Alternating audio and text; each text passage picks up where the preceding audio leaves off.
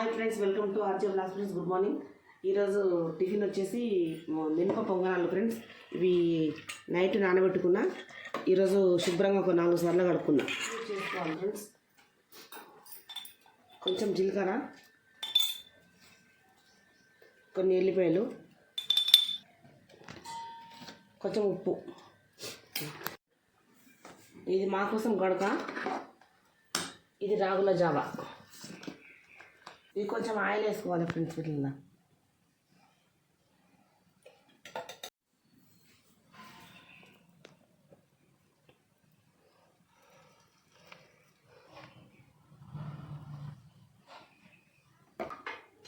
ఇది రెడీ అయిపోయినాయి ఫ్రెండ్స్ పొంగనాలు.